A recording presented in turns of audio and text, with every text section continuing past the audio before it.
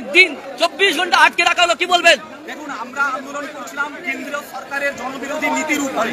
আমরা ওয়াকফ সংশোধনী আইন প্রত্যাহারের দাবি জানিয়েছিলাম।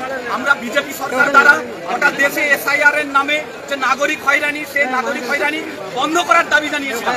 আমরা আন্দোলন করছিলাম পরিযায়ী শ্রমিক, বাঙালি পরিযায়ী শ্রমিক যে নির্মমভাবে অত্যাচারিত হচ্ছে, তাদের সেই অত্যাচার বন্ধ করার দাবি জানিয়েছিলাম।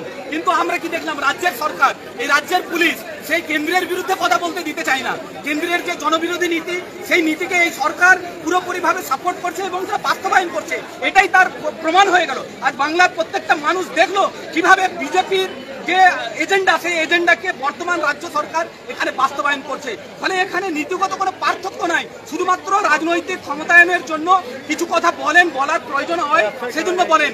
আসলে যেটা দেখছি আমরা, বাংলাতে মমতা ব্যানার্জি আরএসএস এর এজেন্ডাকে পূর্ণ করার চেষ্টা করছে।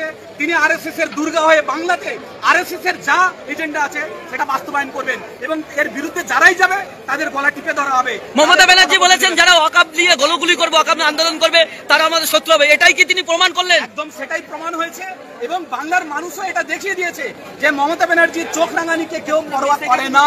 তাদের সে যত চোখ রাঙা সে যত শত্রুতার কথা বলুক না কেন, বাংলার মানুষ ন্যায়ের পক্ষে, ন্যায়ের জন্য, দেশের জন্য, দেশের সংবিধানকে রক্ষা করার জন্য, দেশকে এগিয়ে নিয়ে যাওয়ার জন্য তারা এর বিরুদ্ধে দাঁড়াবে। যেই আসুক না কেন, যেই যা কথা বলুক না কেন।